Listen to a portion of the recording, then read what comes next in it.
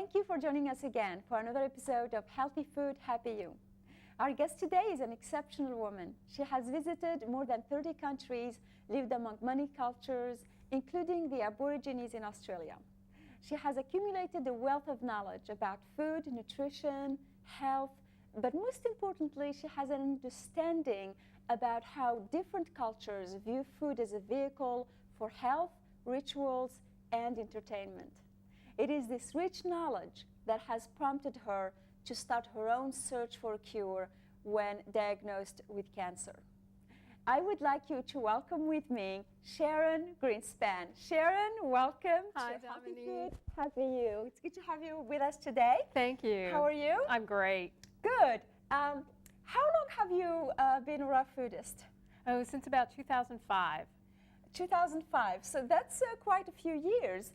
How did you transition to this way of eating? You know, I was actually vegan for about 15 years before that and vegetarian for about 15 years before that. So even when I say I've been raw since 2005, you know, it's probably 70% raw before that time. I just didn't know the term. It didn't really exist. What are you going to prepare for us today? Today we're going to have some fabulous dishes. We're going to make a few things, but we're going to start out with the green smoothie. Green smoothie. Yes, and the reason I want to start out with that is twofold. One, it's the most important thing you can possibly have. The quantity of greens does not compare to eating one little salad a day or the leaf of lettuce that's on top of your Whopper or hamburger. The other reason is it's the easiest change that people can make in their diet. Whether my clients have ADHD or cancer or diabetes, if they have a green smoothie in the morning, they all report that the symptoms abate. What are the nutrients in the greens that help, you know, with these illnesses? No, the most important piece is really the chlorophyll, which of course is what makes the plant green. Chlorophyll is almost identical to blood. The only difference is that blood has a base of magnesium and chlorophyll has a base of iron. I was reading actually between the blood cells and chlorophyll, the difference is only one atom. That's right. That is fascinating. So are you saying that plants have blood just like we do? Almost, yes. So we're going to drink a transfusion this morning. Well, you're making me hungry, so I can't wait. Why don't you make a smoothie for us? Great. I would love to. So as I said, it's a green smoothie, and you see I have lots of different greens laid out here. And you can use different kinds of greens. And in fact, it's important to change the greens that we use every time you make it. Because even though they're all green, they do have some subtle differences in the nutrition. Okay. These are some of my favorites. This is curly green kale, and there are different kinds of kale in the market. I also like Swiss chard. To me, has almost a little bit of creaminess to it. It's a very filling vegetable. It also has omega-3 actually, and when you touch the leaf, you can see it's a little buttery. Yes, yes, exactly. This is mint, which we're going to use as a condiment. And then lettuce. We've all seen boxes of lettuce like this. So when you take it as a smoothie, you're still getting that fiber. You're getting the greens.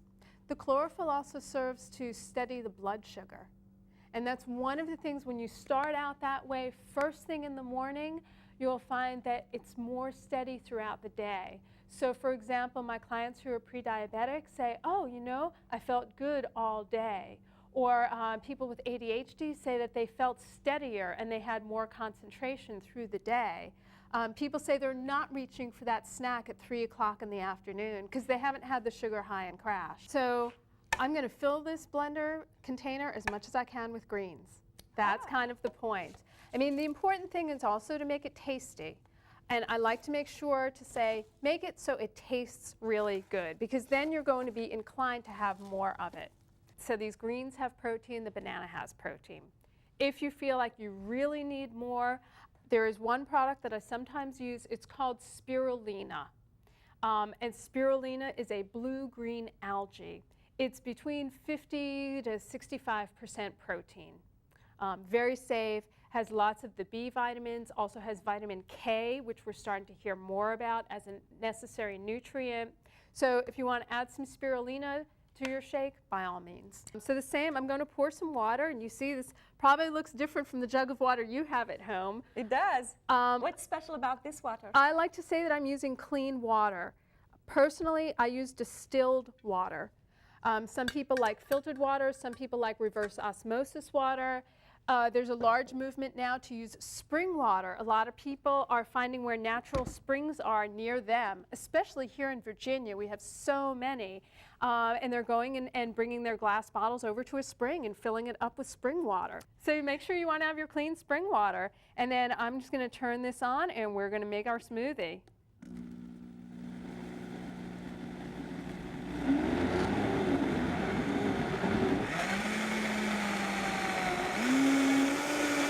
And you notice it's a lot of liquid here. People say, wow, that's a lot. But you know, sip this throughout the morning and then it gives you the energy you need. I usually end up having a jar with me and I am sipping it on my way to work, actually. Hopefully it tastes better.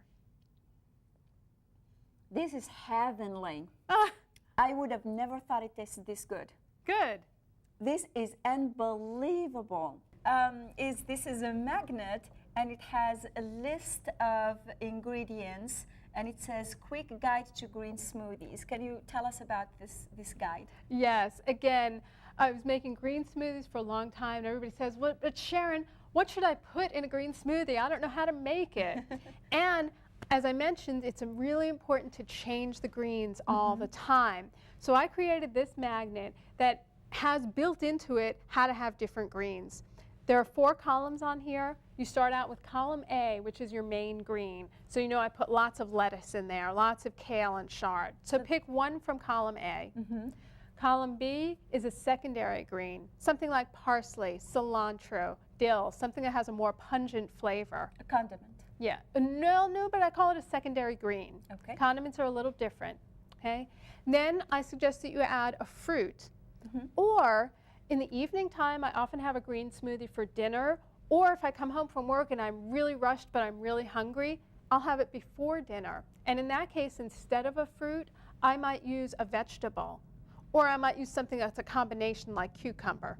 I might use radish, I might use celery. So I'm picking a fruit or a vegetable. And then that last column is your condiment. Remember I said we used mint today? You might want to use lemon, you might want to use cinnamon. So just pick something from the column and then you'll have your green smoothie. Can you use more than one from each column? You can, yes. Okay. And that would be okay. Sure. Okay, Sharon, so if I come to you to coach me, how would I get started? Because I'm very busy, I run all the time, always on the road.